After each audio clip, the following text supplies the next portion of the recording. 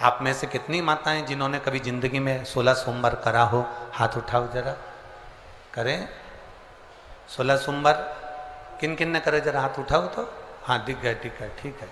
और जितने लोग आस्था चैनल पर सुन रहे हैं, जितने लोग फेसबुक यूट्यूब पर कथा सुन रहे हैं, जितने लोग इस पवित्र भूमि पर छिंदवाड़ा की पावन शिव महापुराण की कथा श्रवण कर रहे हैं, हम आपसे पूछना चाहें, आपने 16 सोमवार का व्रत करा, 16 सोमवार का उद्यापन करा, 16 सोमवार का नियम लिया, 16 सोमवार की पोथी पढ़ी, 16 सोमवार की कथा पढ़ी, 16 सोमवार पे चूरमा बनाया, किसी ने 3-3 बार व्रत करा, किसी ने बेलपत्री का करा, किसी ने चूरमे का करा, किसी ने मिश्री का करा। बोलो सही है, करा लोगों ने। पर जितने लोग आस्था चैनल पर कथा सुन रहे हैं और जितने लोग इस फेसबुक यूट्यूब पर कथा सुन रहे हैं और जितने छिंदवाड़ा की पवित्र भूमि पर कथा सुन रहे हैं, हम इनसे पूछना चाहते हैं,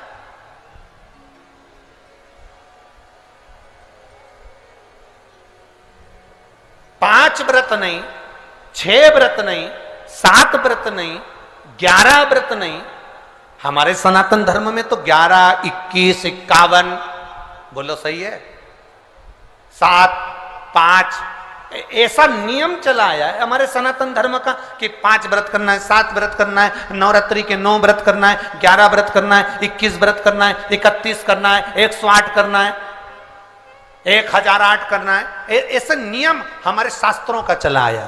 फिर आखिर 5 व्रत नहीं, 7 व्रत नहीं, 6 व्रत नहीं, 4 व्रत नहीं, 3 व्रत नहीं, 16 व्रत का नियम कहां से आया?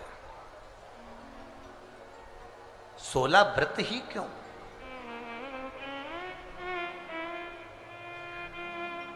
15 नहीं, 14 नहीं, 13 नहीं, 12 नहीं, 11 नहीं, कितने? 16। ये 16 व्रत का नियम कैसे? ये कहां से आ गया 16 व्रत का नियम? कोई आपसे पूछ सकता है, आपके घर के बच्चे कह सकते हैं, मम्मी ओ माँ क्या कर रही हो? माँ ने कहा बेटा मैंने 16 सोमवार के व्रत उठाए। 16 सोमवार के व्रत उठाए? हाँ। क्या करती है उसमें? बेटा शाम के समय जब तीसरा पहर होता है, प्रदोष काल होता है, प्रदोष का जो समय होता है, शाम का जो समय होता है, उस शाम के समय पर हम 16 सोमवार का पूजन करते हैं। शिव जी का शिवलिंग का निर्माण करना या शंकर भगवान का शिवलिंग घर में उसकी पूजन अर्चना करना, उसका निर्माण करना और पूजन करके जो भी चीज से हमने सोमवार करे हैं, जो 16 सोमवार के प्रथम सोमवार में चूरमे से करो, चाहे तुम बेलपत्री से करो, चाहे तुम मिश्री से करो, जिससे तुम पहला व्रत करोगे, 16 की 16 व्रत उसी चीज से होंगे, उसी प्रसाद से होंगे। तो बच्चे कहेंगे माँ ये 16 व्रत का विधान कहां से आया, 16 व्रत का नियम कहां से आया? आपके बच्चे पूछ सकते हैं, आपसे पूछेंगे, आपके बच्चे आपसे पूछेंगे कि ये 16 व्रत का विधान कहां से आया, 16 व्रत का नियम कहां से? तब आपको बताना है। अवंतिकापुरी उज्जैनी में एक कन्या रहती थी जिसका नाम सुगंधा था।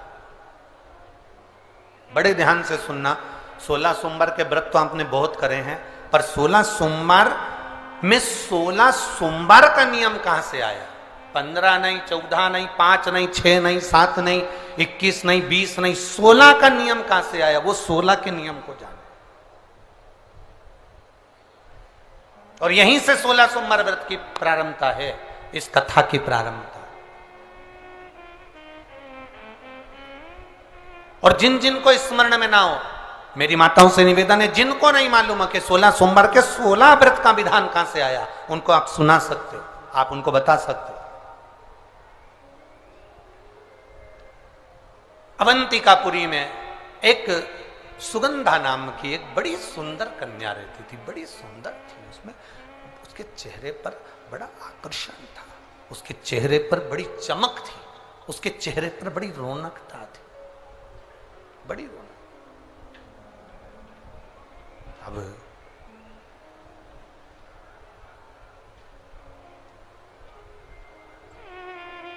उसकी माता सुगंधा की जो मां थी, सुगंधा जो कन्या थी, उसकी जो माता थी जिसका नाम रेणुका था, वो रेणुका एक काम बड़ा विचित्र करती थी।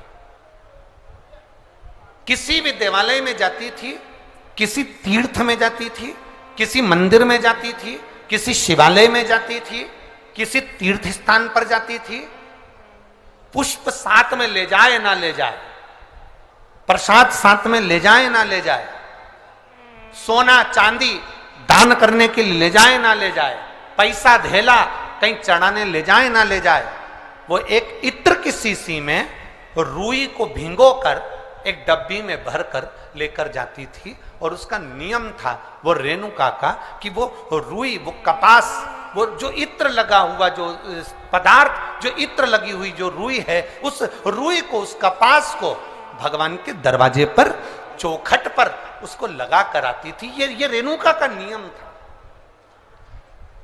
ये सुगंधा की मां का नियम था।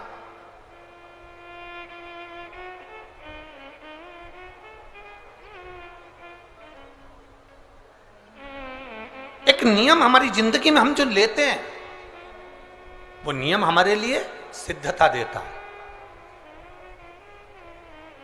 आप में से कई माताएं ऐसी बैठी होंगी जिन्होंने नियम लिया होगा कि मैं शिव जी के मंदिर में जब भी जाऊंगी, मैं देवादिदेव महादेव के मंदिर में जब भी जाऊंगी, मैं शंकर भगवान के मंदिर में जब भी पहुंचूंगी तो वहां झाड़ू लगा दूंगी, वहां पोछा लगा दूंगी। बैठी हैं ऐसी माताएं यहाँ पर जो मंदिर में जाकर कभी झाड़ू पोछा लगा देती हो हैं? तो आप जाकर शिव के मंदिर में बुआरी लगा रहे हो, झाड़ू लगा रहे हो, पोछा लगा रहे हो, या जो बहुत सारे दिए लोग लगाकर चले जाते हैं, जलाकर चले जाते हैं, दिए ठंडे हो जाते हैं, उन दियों को भरकर एक डलिया में, एक खोखे में, एक जगह पर ले जाकर आप रख देते हो, उसका पुण्य कितना है? शिव महापुराण की कथा करी, कितना पुण्य।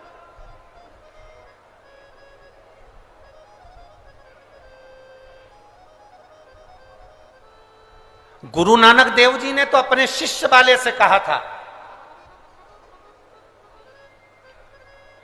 गुरु नानक देव जी अपने शिष्य से कहते हैं,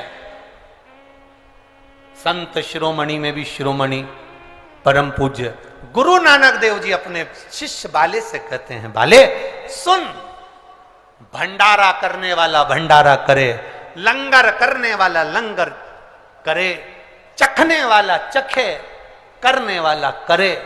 अगर भूलवश भी बाले, अगर कोई भूलवश भी उस लंगर के स्थान पर से मात्र एक गीला कपड़ा कर कर, एक पोछा कर कर, एक बुआरी सवारनी कर कर अगर निकल भी जाता है तो वो अपनी जिंदगी के कई दुखों को समाप्त कर जाता है। गुरु नानक देव जी कह रहे हैं बाले से।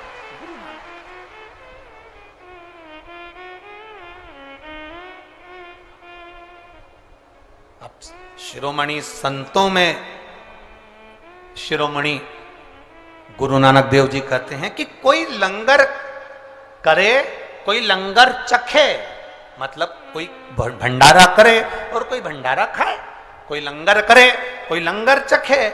अगर वो चखने वाला भी उठकर चले गया और वहां पर से आप अगर निकल कर जा रहे हो और आपने अगर मात्र वहां सवारनी से आपने मात्र झाड़ू भी लगा दी, पोछा भी लगा दिया, उसको कहीं ना कहीं किसी ना किसी रूप में आपने सेवा कर दी, तो उस सेवा का फल क्या है? तो गुरु नानक देव जी कहते हैं उसका फल यह है कि आपकी जिंदगी में जितने जितने दुख, जितनी जितनी तकलीफें आपकी जिंदगी में, जितना जितना कष्ट आपके जीवन में, जितना जितना रोग, जितनी जितनी तकलीफें आपके जीवन में आ रही होती हैं, वो सारी की सारी तकलीफें अपने आप समाप्त होती चली जाती हैं, अपने आप समाप्त हो।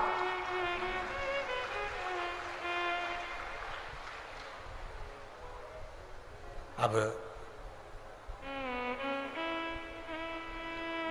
रेणुका नियम था, एक इत्र की शीशी में से इत्र निकाल लेती थी, उस इत्र को रेणुका वो भगवान की जो चौखट थी, भगवान का जो द्वार था, भगवान की जो दरवाजा था, भगवान का जो द्वार था, भगवान की जो चौखट थी, उस चौखट पर उसको लगा देते। रेणुका, उसका फल क्या मिला?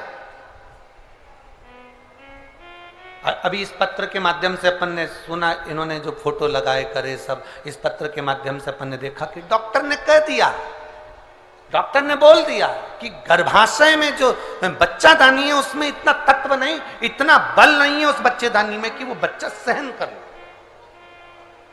पर पहले भी आपको कथा में कहा, देवता देते हैं पल्ला झाड़ कर और महादेव देते हैं छप्पर फाड़ कर। ये महादेव की देने की रीति बड़ी